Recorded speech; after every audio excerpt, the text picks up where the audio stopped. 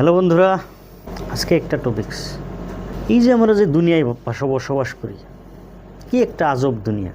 বিবাহিত যারা আছে তারা তালাক নিয়ে ব্যস্ত, অবিবাহিতরা আছে বিয়ের জন্যে ব্যস্ত, বাচ্চাদের তাড়াতাড়ি বড় হওয়ার চিন্তা, আর বড়দের আবারও শৈশবের দিকে ঘুরে আসার চিন্তা। কি একটা আজব দুনিয়া।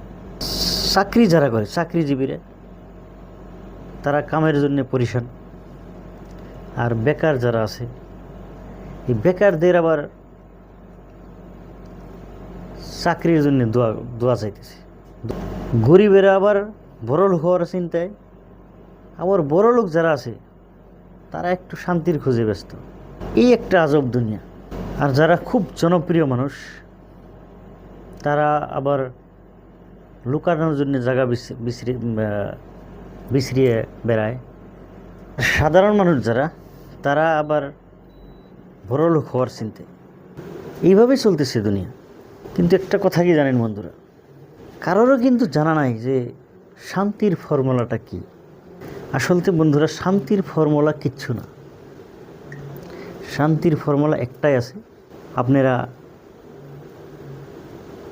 যে যেখানে আছেন, যে যতটুকু পেয়েছেন, তারা ওখানেই সন্তুষ্ট থাকেন, আর ওইটাকেই অনেক কিছু বলে ভাইবে থাকেন। বাস ওইটাই শান্তি। বেশি আশা করা কোনো দিনও ঠিক নয়। আর বেশি আশা করলে যেভাবে বললাম ওই রকমই হইব।